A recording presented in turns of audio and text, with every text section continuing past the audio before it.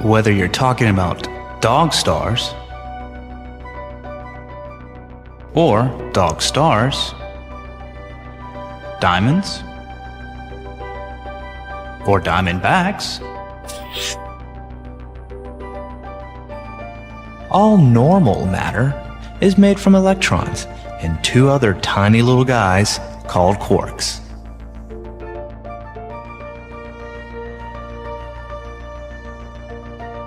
Put those three things together, let them interact, and you get all the incredible complexity that makes the universe such an interesting place.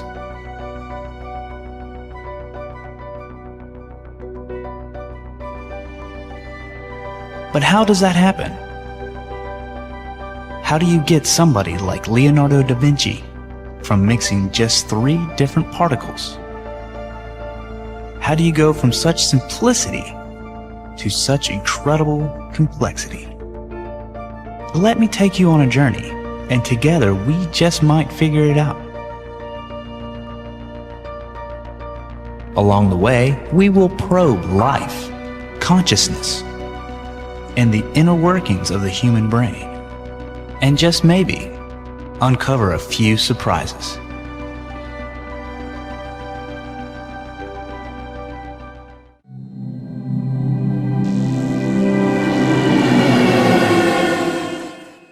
We begin our journey in the world of the small. Basic particles are really tiny. For a long time, people thought these particles had no size at all. But then along came quantum mechanics, which proves it is impossible for anything real to have a size of 0. Today we know that fundamental particles have a real size, called a Planck length, named after Hall of Fame physicist Max Planck.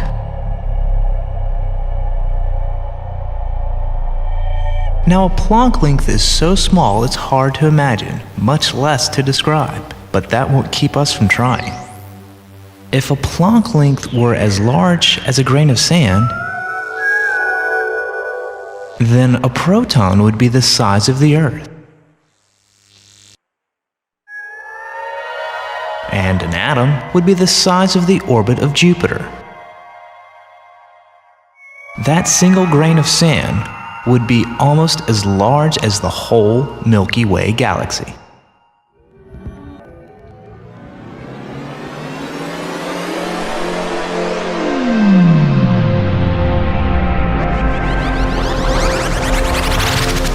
Look at these grains of salt.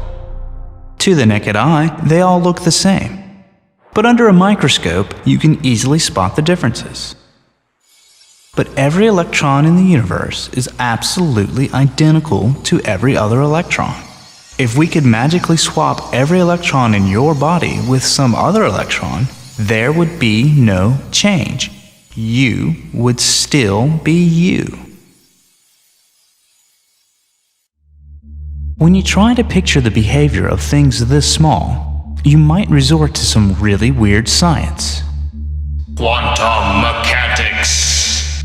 Some really smart folks thought this stuff up, and they made it clear that these fundamental particles don't always behave as you might think they would. Describing an electron is like describing dice at a crap table. There's a 50% chance that the electron will end up here, and a 50% chance that it's there. In 1927, Werner Heisenberg had some new ideas about uncertainty. He said, For an electron, the more precisely the position is determined, the less precisely the momentum is known, and vice versa. Einstein thought he was nuts. But the more scientists played with that notion, the more they concluded that subatomic particles can disappear and reappear in another place. And they can do this without existing in the intervening space.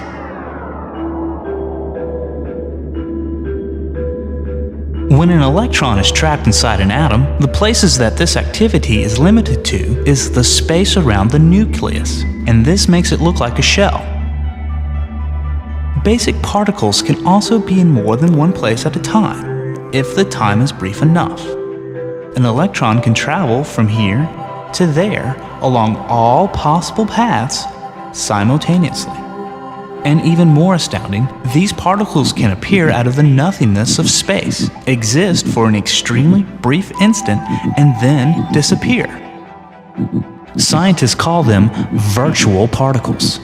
They may be virtual, but they can have very real effects. It's all this jumping around that makes particle descriptions so inexact. But then existence itself is inexact at these tiny scales. You know, time doesn't exactly behave itself on tiny scales either.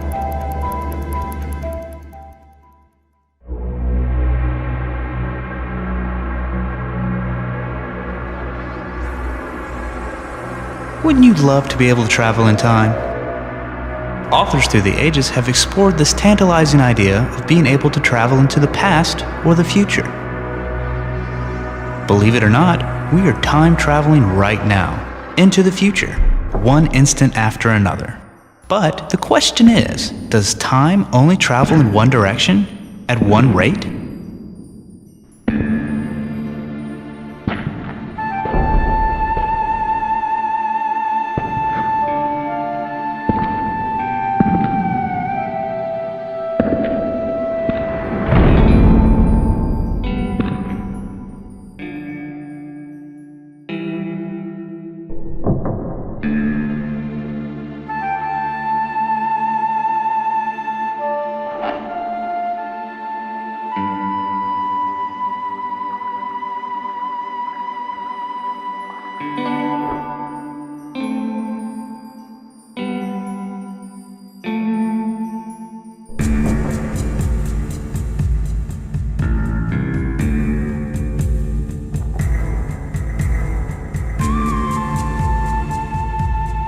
Meet Alabama Slim.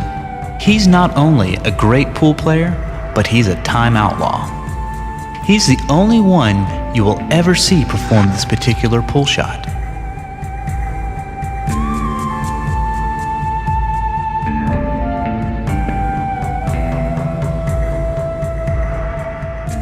If we watch Slim breaking the rack in a game of 8-ball,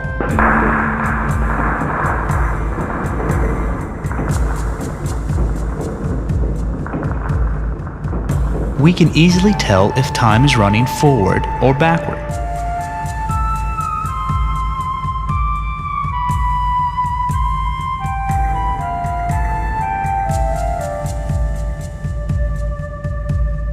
The backward sequence doesn't break any laws of physics, but the coming together of all the right factors to make it happen is so improbable that we can use the words "never happen" and be absolutely right.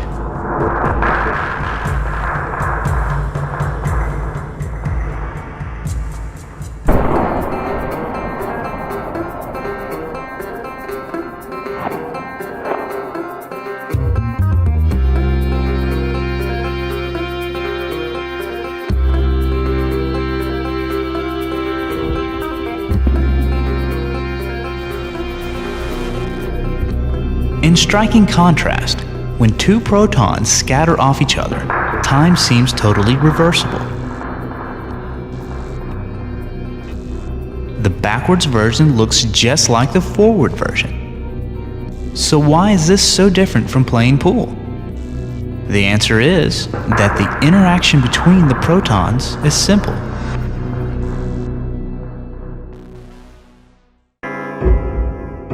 Let's take a close look on how we experience time. Have you ever thought about the differences between future and past? The difference between free will and memory? And the difference between hope and remorse?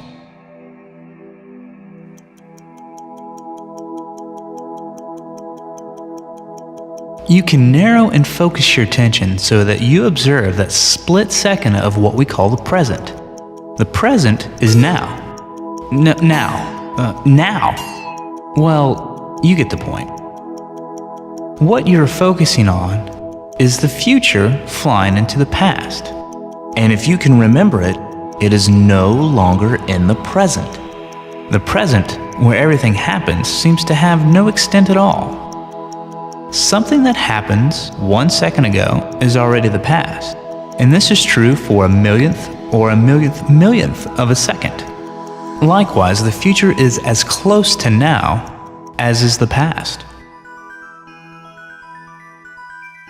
Okay, while the present is an instantaneous moment for complex objects like you and me, it can be a very different story for electrons and quarks. These particles are described by an equation called a wave function.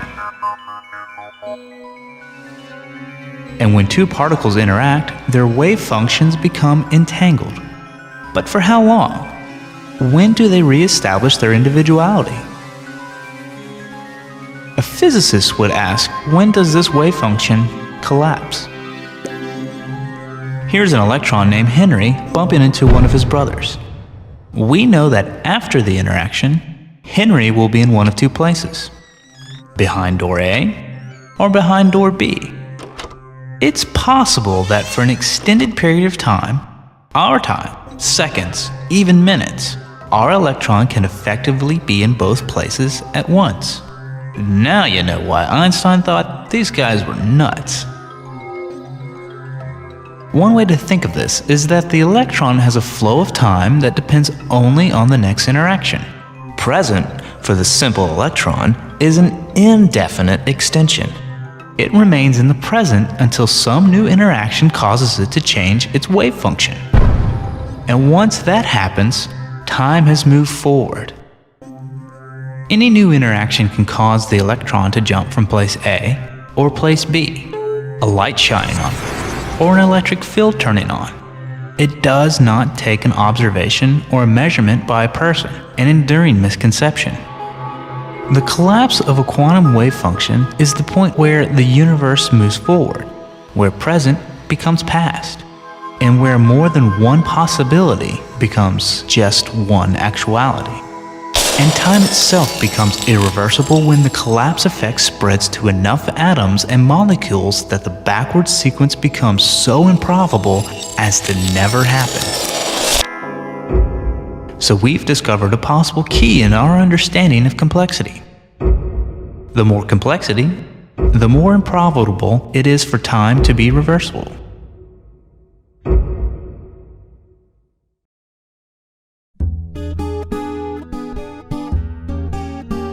Now let's jump from the small to the large. Here's a musician playing a ragtime piece on a guitar. At this scale, quantum mechanics is totally unnecessary to describe the scene. His atoms and the atoms in the guitar may be dancing around on a scale equal to their size, but none of that has a noticeable effect on the musician or the music. The musician has a reliable and continuous existence. There's nothing reversible in this scene, and there is uniqueness. Unlike electrons that are interchangeable, musicians are not. The probability of finding another musician exactly like this one somewhere else in the universe is virtually zero.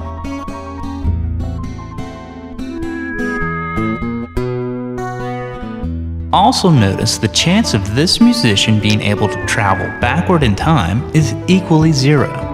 Since his atoms are dancing about, continuously interacting, causing multitudes of wave functions to collapse, irreversibly changing the possibilities into realities. There is no going back. It is precisely this irreversible and complex process that makes this musician so unique.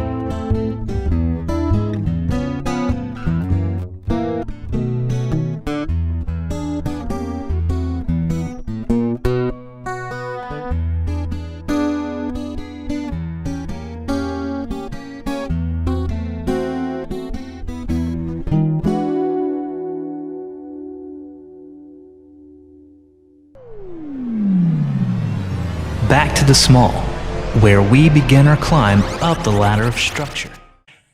There are two kinds of quarks that are found in normal matter. Physicists call them flavors of quarks. These quarks are the up quark and the down quark. A proton is formed from two up quarks and one down quark, while its slightly heavier cousin, the neutron, is formed from two down quarks and one up quark. The red, green, and blue colors of the quarks represent a property that attracts them to one another. It is this color charge property of the quarks that hold them together in a proton or a neutron.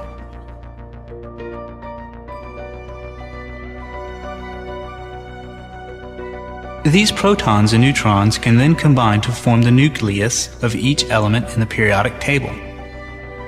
One proton in the nucleus makes hydrogen.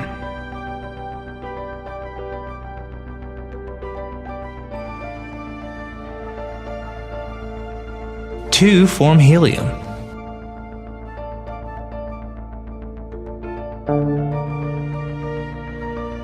Six, carbon. 8, oxygen. 79 is gold. And 92, uranium. Neutrons help hold the protons together. Because of their electric charge, protons would repel each other more strongly if neutrons were not present, and the heavier elements would come apart. There are approximately as many neutrons in each element as there are protons.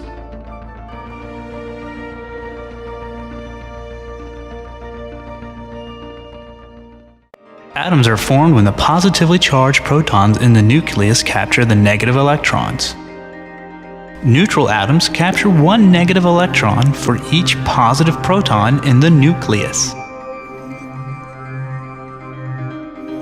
So, hydrogen has one electron to go with its one proton. Helium, 2 electrons. Carbon has 6. Oxygen, 8.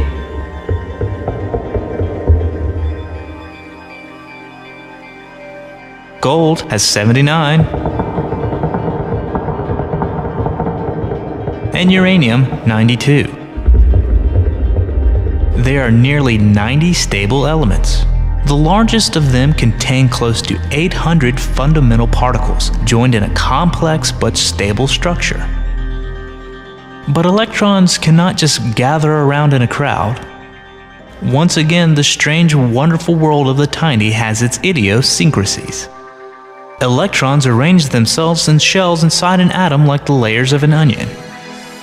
And only 2 electrons can fit per layer. So the more electrons an atom has, the further away from the nucleus the outer shells must be. And that means these electrons are more loosely held. It is this difference in how tightly electrons are held in each different kind of atom that determines the chemical properties of the element.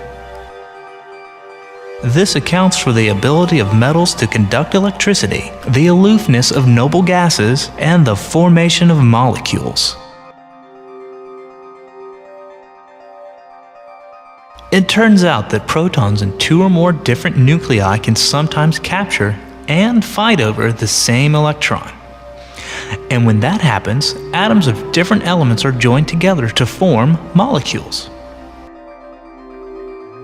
This oxygen molecule is sharing 2 of its electrons with 2 hydrogen atoms. This is how a water molecule is formed. Some molecules can be quite large and complicated. Carbon, hydrogen, and oxygen join together to form some of the most important large molecules.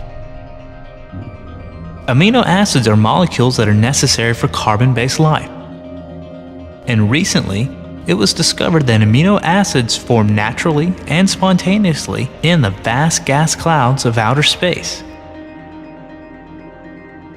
Since these molecules are the predecessors of life, it is important to know how abundant and universal they have turned out to be.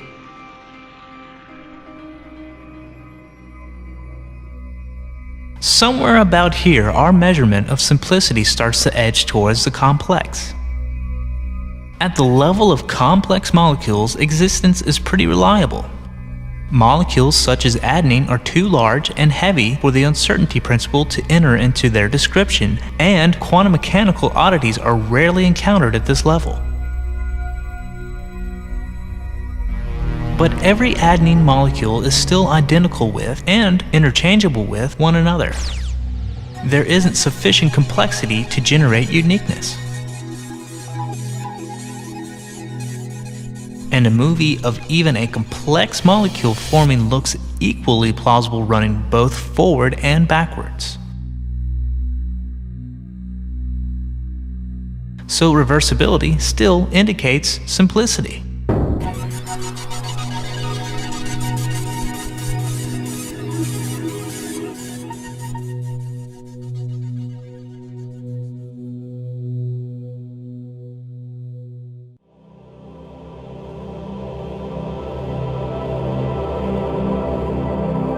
Stars, like our own sun, form from gas clouds that have about every kind of element there is, as well as some pretty complicated molecules. Stuff left over after the sun forms usually turns into a system of planets. Some of these planets have a solid surface, perhaps liquid seas, and a gaseous atmosphere. A rich environment for atoms and molecules to come together in a complex chemical reaction. Carbon atoms in particular link together to form complex organic molecules and amino acids. Chemical catalysts speed reactions along. The products of one chemical reaction become the raw material for new reactions. At some level of complexity, a catalyst becomes an enzyme. An amino acid chain becomes a protein. A loop of chemical reactions become a metabolism. And chemistry becomes biology.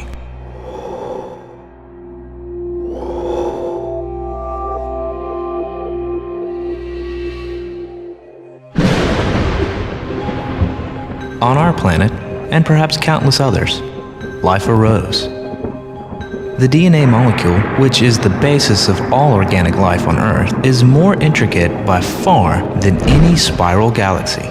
Because the structure of DNA contains something new, something that was missing from inanimate matter before the origin of life. It contains information.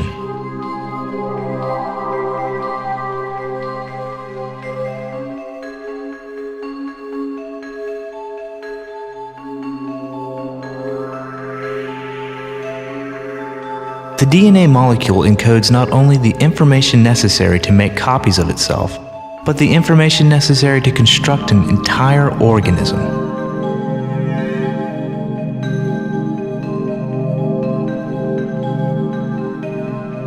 The blueprints for an ant, or a dolphin, or a bullfrog, or even a person.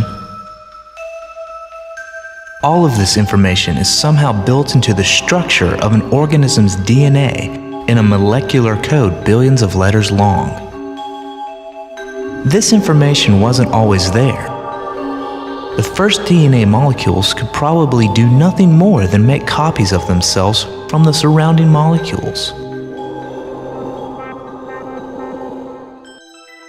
This self-reproduction is a fundamental aspect of what we call life. And once there was life, a new set of rules took over. The laws of natural selection. Life became matter that evolved as a result of environmental pressures. Matter that changed randomly. But those changes only endured if they improved a life form's chances of survival in each environment. Change with a purpose. While a species' evolution is determined by the interaction of random changes and environmental pressures, changes in an individual life form can be the result of an organism's reacting and adapting within its own sphere of influence. It can push back at its environment. The better a system was at making copies of itself, the more copies there were in the next generation.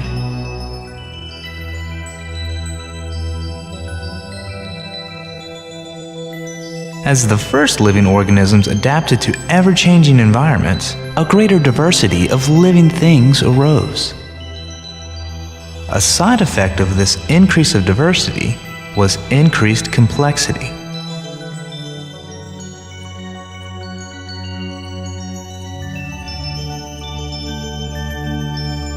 Now, all of our tests point ever more towards the complex end of our complexity meter. Consider a living single-celled organism. There's nothing reversible about life or death, or eating or being eaten. And there is uniqueness. Unlike electrons that are interchangeable, even single cells are absolutely unique.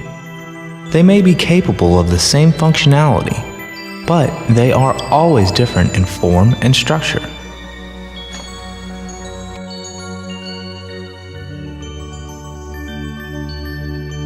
Single cells soon join together to form multicellular colonies. And cells in these new colonies, once functionally interchangeable, became increasingly specialized. Some cells did the digesting, others became responsible for movement. Specialized cells led to the specialized tissues and organs. And most importantly, cells that could respond to light, or electricity, or chemical disturbances evolved into full-fledged nervous systems.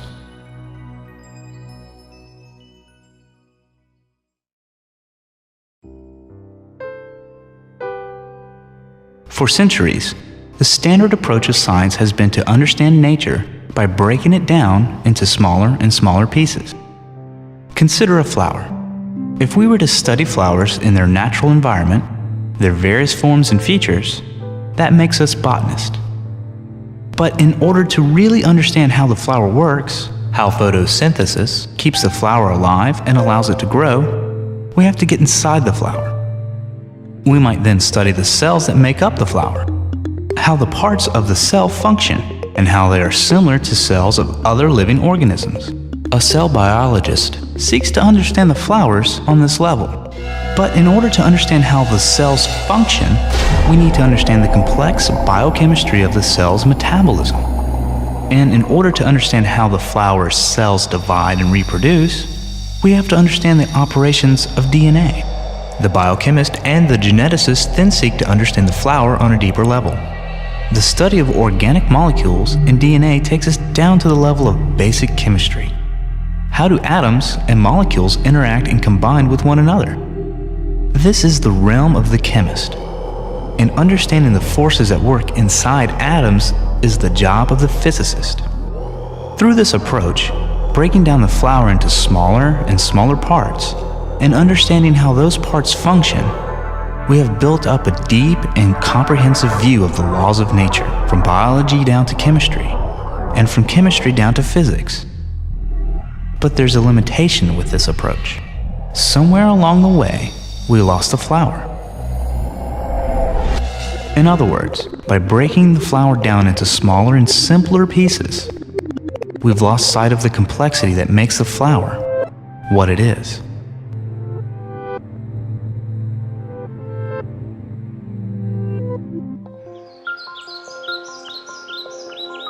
Is there a different approach?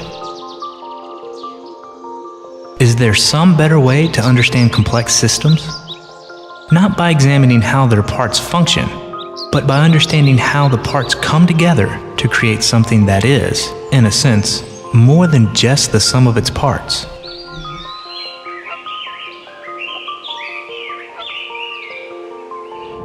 Some scientists believe that order and complexity are inevitable.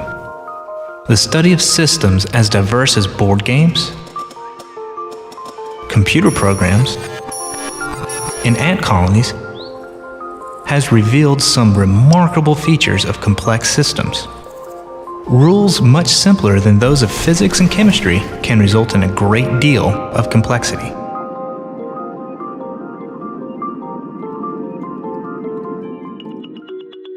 Consider a board game like chess. The game is based on a simple set of rules. Even young children can learn the rules of chess well enough to play. But while the rules of chess are simple, the game is incredibly complex. It has been estimated that the total number of possible chess games is greater than the number of quarks and electrons in the entire cosmos.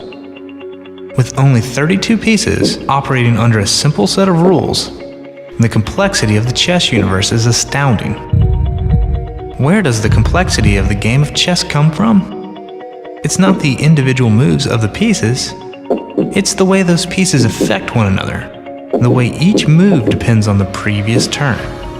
The way the possibilities multiply each time a piece is moved.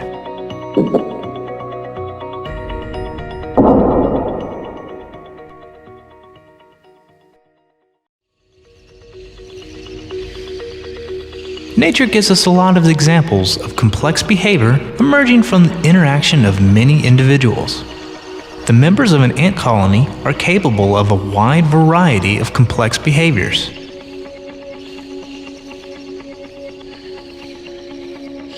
Finding and transporting food. Constructing elaborate underground complexes of tunnels and chambers.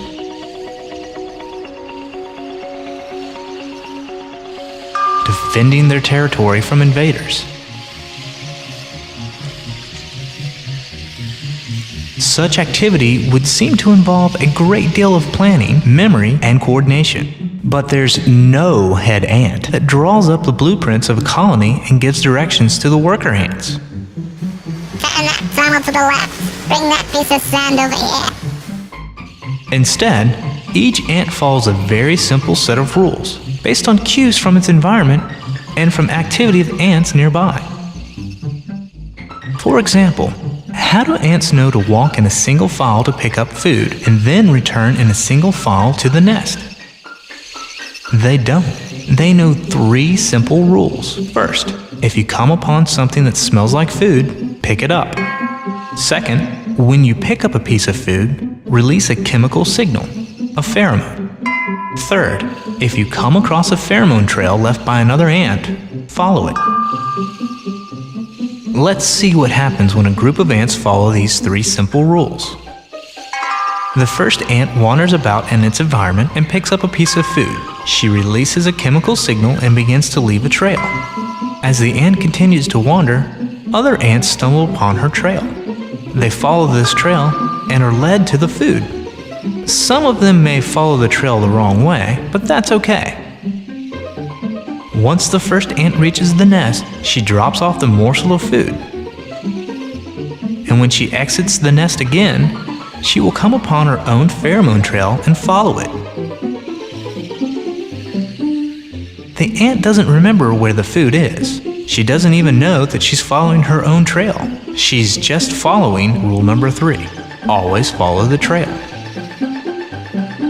Meanwhile, more and more ants have come upon the original trail and followed it to the food. As they follow the first ant's path back, they strengthen and refine the chemical trail. Soon, the ants will appear to march in single file to the food and back. There's no plan, no memory where the food is, no need for a leader to point the way. 3 simple rules, a few environmental clues are all that is needed to orchestrate this remarkable, efficient process.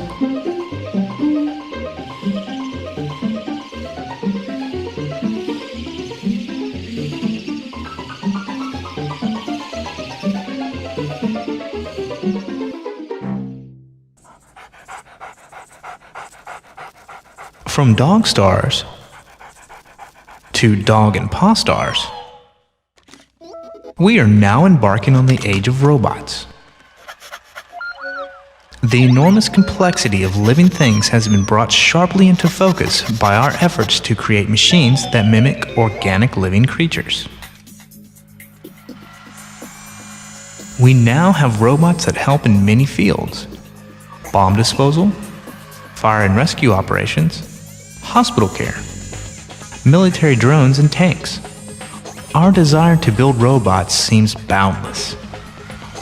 Indeed, robot building competitions are held annually at many high schools and colleges across the country.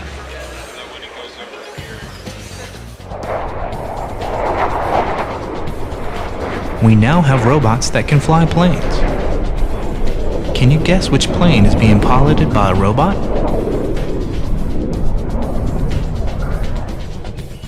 On the other hand, the robots that explore other planets can certainly perform feats that no human should attempt.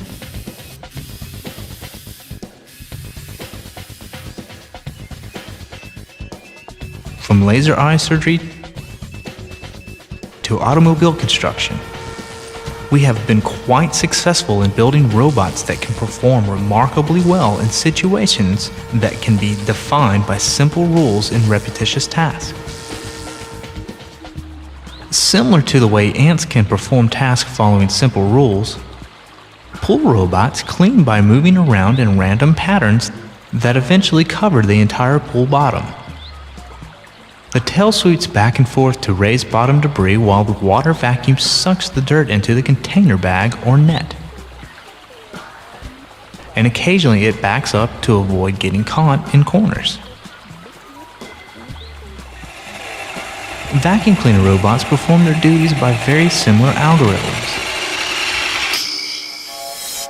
The efforts to equip robots with cameras for eyes and other parts to mimic living creatures have met with considerably less success. Only very recently has there been real progress in creating androids, robots shaped like humans that can exhibit a wide range of our muscular and motor functionality. But we are still at the starting line when it comes to creating machines that can mimic human thought.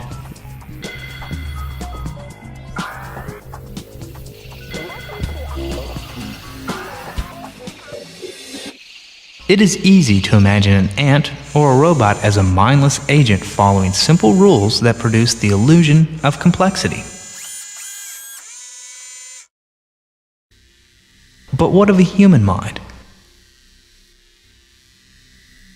Surely everything that humans do, from designing skyscrapers to composing symphonies, is not the product of a few simple behaviors. And yet it might be. Because everything that humans do, or think, or feel, is a result of these basic units of brain structure, the neurons. The human brain contains more than 100 billion neurons. Just like a single ant could never build an anthill, a single neuron can't think or feel or remember. A neuron's power is a result of its connections to other neurons. Each neuron is connected to as many as 1,000 of its neighbors. These trillions of connections provide the playing field upon which the complex activity of the brain takes place. Each neuron can turn its neighbors on or off depending on the signal it sends. And the resulting stable patterns of neuron firing represents memories and images and thoughts. We don't yet understand the relationship between neural activity and mental experience. We don't know what the precise pattern of memory or an image or a thought looks like. We don't yet know how to read the cerebral code of the neurons. But by looking at the behavior of other complex systems from anthills to computer simulations, we may yet learn some techniques that allow us to work our way up from the activities of a few neurons to see the structure that emerges from the whole.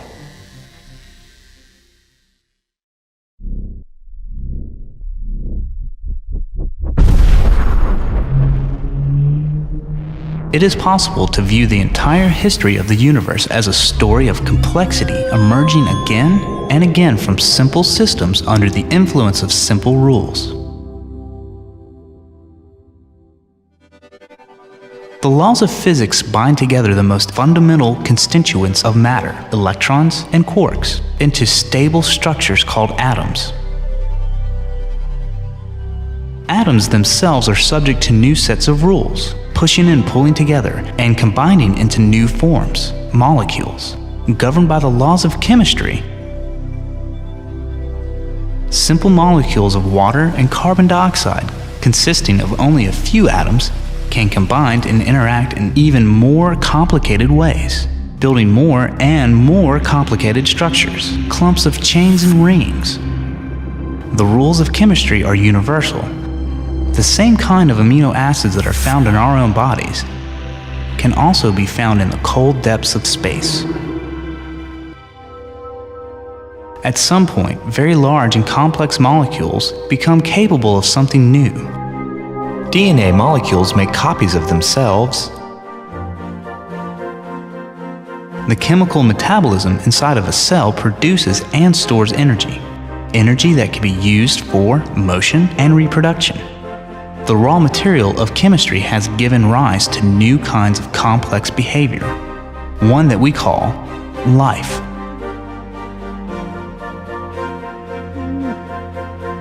Large multicellular organisms involve a whole new class of structures. Cells provide tissues and organs and organisms of greater and greater complexity. Driven by natural selection, yet another set of laws. Life has been able to diversify and take more and more complex forms. From the first organism that can sense the environment and react to light, neurons led to nerves, and nerves led to brains. At this level of complexity, an organism can gather information with its senses and then use this information to influence the future. What a concept!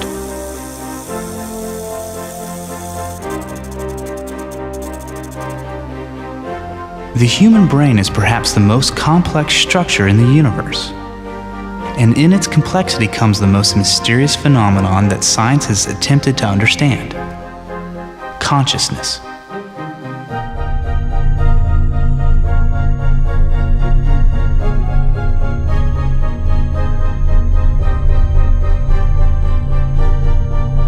At this level of complexity, not only does the organism gather information and use it to influence the future, but it can take notice of itself doing this.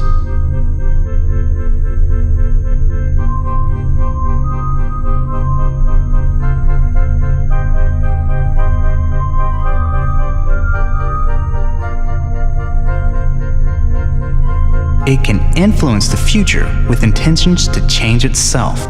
It can also cause changes to its species through direct modification of its own blueprint. Genetic manipulation, a directed evolution. Wow.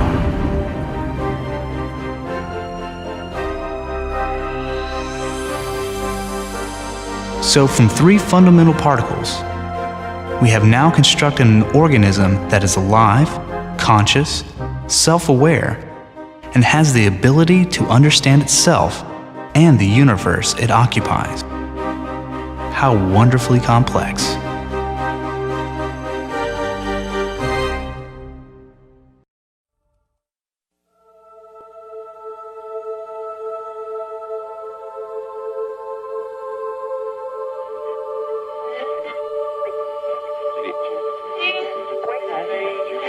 Checking out traffic this morning along the Keighley Gardner Guy Valentine. It's a bit of a battle for drivers without cover. I'm talking if you don't have any shade, you're fighting some pretty bright sunshine. And also caution on Highway 7 going east and northbound Don Valley Parkway on the ramp to eastbound 401. We've got a disabled vehicle. June the 14th, 2002. It was just another busy workday with all the usual hustle and congestion.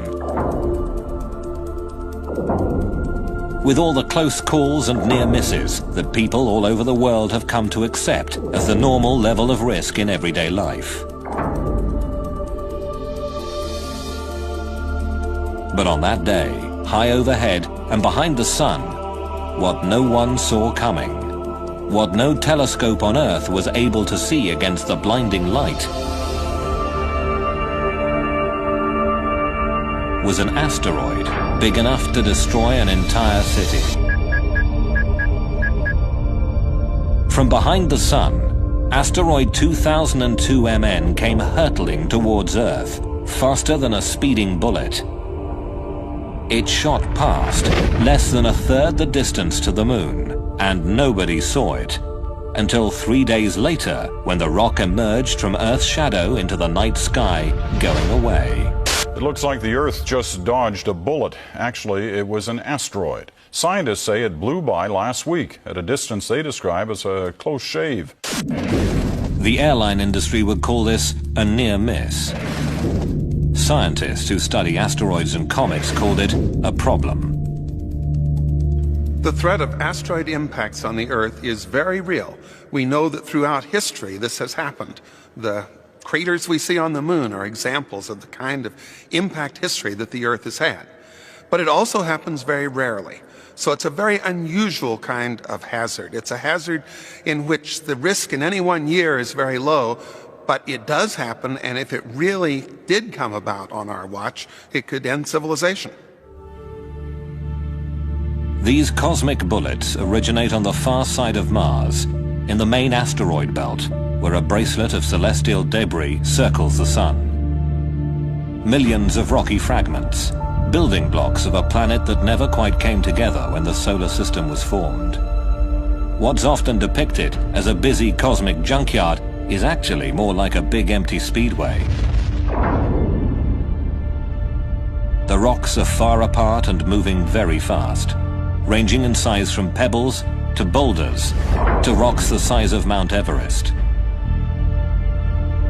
Occasionally, the tug of Jupiter's enormous gravity drags an asteroid off course, causing it to crash into another asteroid.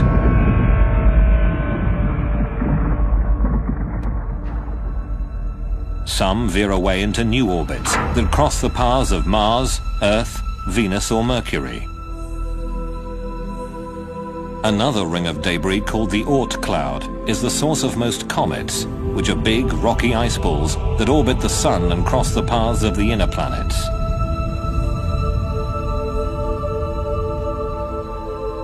All the inner planets and our Moon bear the scars of numerous asteroid and comet impacts. We do get hit all the time by pieces of debris from asteroids and comets. In fact, 40,000 tons of cosmic debris plummets into the atmosphere every year. We see them every night as shooting stars. They don't hit the Earth very often, but when they do, clearly it isn't just going to be a matter of a shooting star seen in the sky. So it is inevitable. It's only a matter of time before the next big one hits us. Even small rocks can make a big impression. In 1908, about 2,000 square kilometers of Siberian forest were instantly flattened as an asteroid exploded near the Tunguska River. The impact site was so remote, researchers had to mount a wilderness expedition just to find the place. When they arrived, there was no crater. Paintings, based on eyewitness accounts, described a fireball. A horrendous explosion in the sky. Didn't actually come crashing down to the ground. It exploded maybe 5 to 10 kilometers up in the atmosphere, and that made a big blast wave in the atmosphere, and that is what did the damage. All this was caused by a relatively small asteroid, somewhere between 50 and 100 meters across. Roughly the same size as asteroid 2002 MN, the one we couldn't see coming. Tunguska's 2,000 square kilometer blast wave would have leveled London. But as bleak as the thought of cosmic collision may be, there is at least a glimmer of hope. One of the special things about the asteroid impact problem is that unlike the weather or earthquakes or other natural hazards, we, at least in principle, we could do something about it. And when we know one's coming for us, our claim is that the technology is available today to stop it. On the Earth, we've got active geology, we've got volcanoes, we've got earthquakes, we've got continental drift, we've got rain, we've got wind, we've got storms, we've got snow. All of those things erode away craters, and that, in some ways, actually fools us into thinking that indeed the Earth doesn't get hit as often as it actually does. Counting craters on the Moon and then estimating how often the Earth gets hit can be a pretty sobering exercise. One scientist who made that kind of calculation was astronomer Ernst Opic, who published his impact estimate back in 1951. The general public, however, paid little attention to the science or the implications. But one individual who did take the issue to heart was Lembit Opic, the astronomer's grandson, who got himself elected to Parliament. My grandfather is the reason why I carried on in politics, what he initiated in science. In essence, he was a pioneer. He saw the danger of asteroid and cometary impacts with the Earth, and he had the courage to speak up about them. And he did that at a time when it wasn't really taken seriously, in the 1950s and 1960s. After years of pushing and prodding, Lembit Opik convinced the British government to commission a comprehensive scientific study of the asteroid and comet threat. The expert conclusion was, the threat is indeed real. Now, the government has set up a task force to examine the risk of an asteroid hitting the Earth. Still, skeptical politicians might want to get on the bus and take a trip to the Natural History Museum. Ask any schoolchild who's been there recently, and you'll hear a fascinating and truly scary tale about what happened to the dinosaurs. The dinosaurs were alive here. They were dead when this sediment was deposited, and this layer is one of the most unique layers in Earth history. In 1980, the discovery of iridium beside a layer of clay which marked the end of the age of dinosaurs led Lewis and Walter Alvarez to publish a theory that a huge asteroid or comet had hit the Earth 65 million years ago and wiped out the dinosaurs.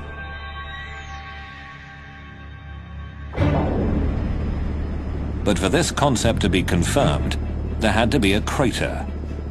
There may be tons of dinosaur bones in these dry canyons, but where on earth was the big crater?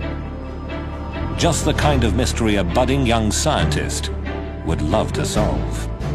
When I went back to... Off the coast of Mexico's Yucatan Peninsula, Dr. Alan Hildebrand investigated a huge gravity anomaly discovered by oil drillers back in the 1950s.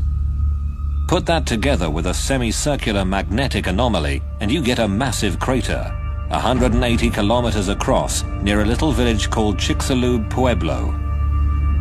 Most of the crater is underwater now. Erosion and continental drift have covered the visible evidence. But 65 million years ago, this was ground zero. This object would have fallen through the atmosphere in just a few seconds. It's going through the sky, it would have been brighter than the sun. As soon as it contacts the surface of the shallow sea in Chicxulub, of course, it starts propagating the shock wave down into the planet, and it keeps pushing into the planet, and it only gets stopped maybe about 30 kilometers down. The pressure wave would have traveled around the entire planet in the atmosphere. You could have heard the impact on the other side of the planet. The giant impact fireball rising out of the hole, it would have risen, say, 10,000 kilometers above the surface of the planet. Near the impact site, it would have been so hot, it would have evaporated the clouds and been hot enough to make the forest, even a green forest, begin to burn. For Alan Hildebrand, finding that crater pretty much clinched the argument. Planet Earth had been all but sterilized by a rock the size of Mount Everest. 3/4 of the species of large animal life went extinct. We have made the case. We've got the qualitative information and we've got the statistics to show that there is a very serious risk.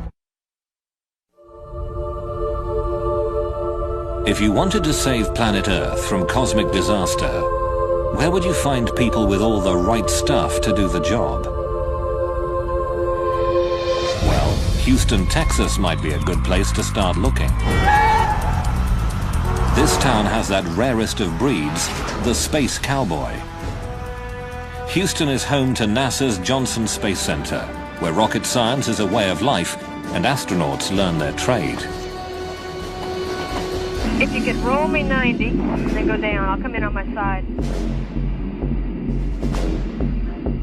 Behind a swimming pool big enough to swallow an apartment block, you'll find a small research lab, where the rocket engine of the future is being built and bench tested.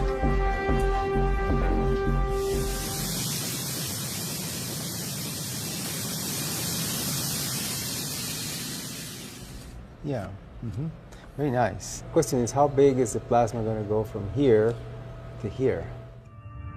Dr. Franklin Chang Diaz is one of the lead researchers, as well as an astronaut with 7 shuttle missions under his belt.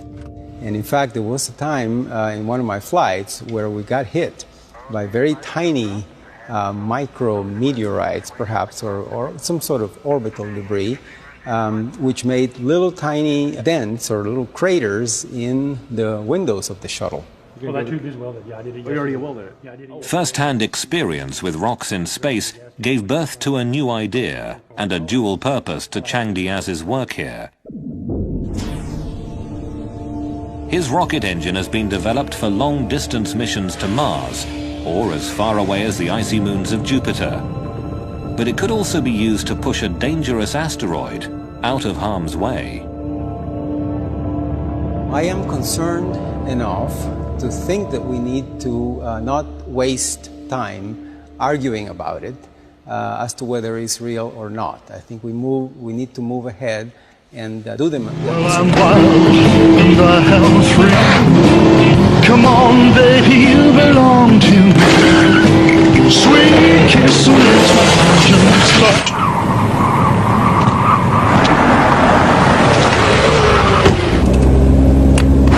Well, I'm wild and the hell's free. Come on, baby, you belong to me. Sweet kiss makes my engine start. The way you move, you own my heart. Sweet kiss makes my engine start. The way you move, you own my heart. If this is a threat which has a very low probability, all it takes is one, and we are history. But before we can send a spacecraft chasing after a rogue asteroid, we have to know where to look for it. In the American West, if you drive across the desert to the White Sands Missile Range in southern New Mexico, you'll find the most powerful and effective asteroid hunter on Earth. Scientists here have tested everything from rockets to the very first atomic bomb.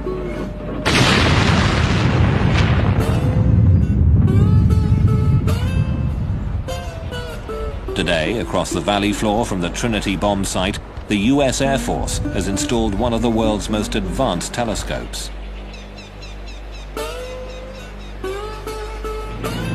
This state-of-the-art technology was developed by MIT's Lincoln Laboratory as part of the Star Wars anti-missile defense system.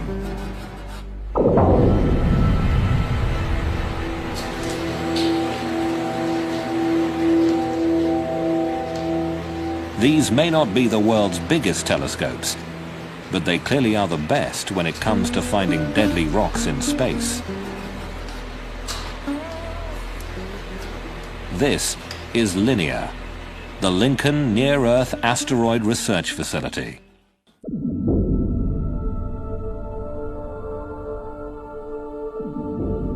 On a given night when we scan the sky with this, we'll find perhaps 10 to 12,000 moving objects in the sky. Now, most of those are main belt asteroids and as such don't represent any danger to Earth. But on the other hand, something like half of those will be brand new discoveries, and buried in there will be 1 or 2 near-Earth objects. Because the Earth rotates, the sky is always moving overhead. To get a clear picture of an asteroid, you have to make the sky stop moving. And you do that with a telescope that can track or follow the stars. This way, you can take time-lapse pictures that isolate the blur of fast-moving asteroids against a crystal-clear sky. It then records these pictures like a TV camera on a computer chip that has 20 times more detail than the picture you're now watching. The linear computer deletes previously known stars and planets, leaving a less cluttered time-lapse sequence of the new discoveries.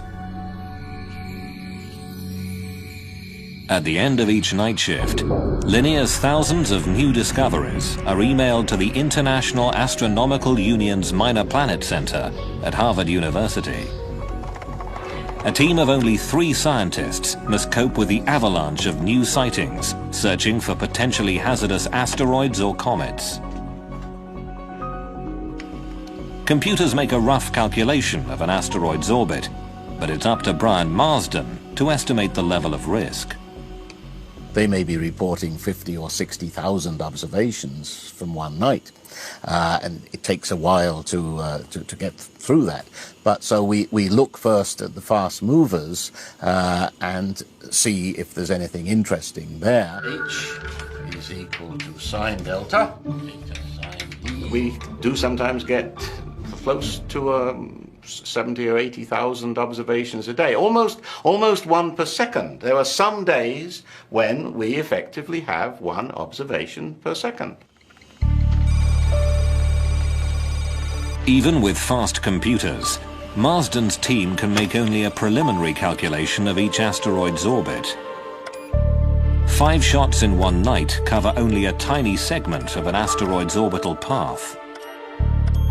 You can't solve for the orbit completely from that, but the fact that you're seeing motion over a half an hour or an hour, something like that, does allow us to get a partial solution for the orbit. Refining the orbit gets complicated. When 2002 MN shot past, its trajectory was warped by Earth gravity, and scientists at NASA's Jet Propulsion Laboratory in Pasadena, California, had to add that to their calculations. Here's an animation I put together of the asteroid last year, which was discovered after it passed by the Earth. An elite team of mathematicians and celestial mechanics is now working full-time on a computerized warning system. Our orbit animation, you can see how when it returns out to the asteroid belt, the close approach to the Earth has changed its orbit, and it's no longer returning to the same place it started. Because 2002 MN will circle around the Sun and come past us again, the NASA Orbital Mechanics team will have to adjust the calculation in order to know whether it will ever pose a danger to Earth at some point in the future. So here we've zoomed in on the Earth-Moon system and we're looking down. You can see how close it came to the Earth. It went over the top. And how you can actually even see the bend in the trajectory. So it's a great example of how a close approach to the Earth, or in fact any planet, can be used to, or can significantly change in orbit.